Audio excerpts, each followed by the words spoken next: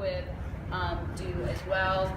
And the Lower East Side is a really unique place. It's one of the least green places in all of New York City for a person living here. And as we know, New York City in itself is not so much of a green city. And there's reasons for that. This is where waves of immigrants landed when they first came to New York City at the turn of the century. And yeah, this image here shows the conditions that people were living in at that time. These are actually some of the trolleys, and the space that we want to take over is a former trolley terminal. And these were some of the entrances to the terminal, which was on Delancey Street. And this is the abandoned site as it exists today. If you are curious and want to take a peek a little bit later, you can go to the Delancey Essex stop. Maybe some of you guys will be taking that subway stop on your way home this evening. But the LowLine site is directly connected to that, the subway station. If you're on the Brooklyn-bound J, you can see directly into this. But it's this really incredible site. It's over an acre in size, and there's a lot of incredible architectural details there. Here we zoom in on a couple of them, the cobblestones and rail lines and overhead rail tracks.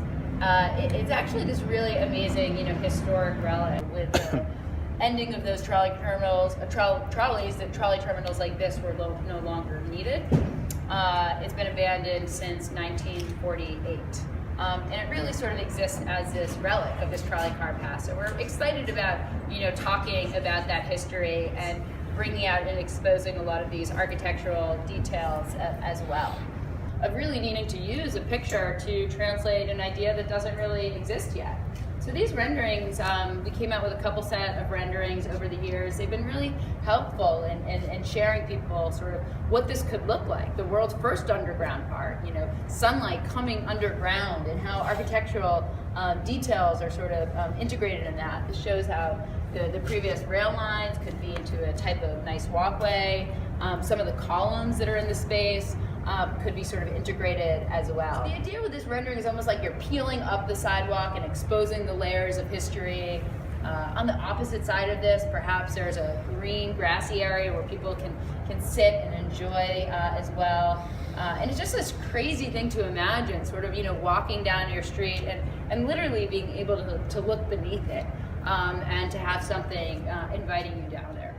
I love our plants. We have thousands of different plants here, over 3,000, over 60 different species. The plants were done in a sort of very obviously, well thought out way. They're all in pretty small root balls, or small roots, about 3 to 4 inches.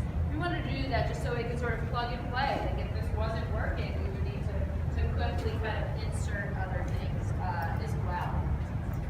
We can all sort of, which is directly underneath the path of the sun. That is where we're getting the most light during the daytime, placed the right way. But that's also where we have our more light-loving things. I mentioned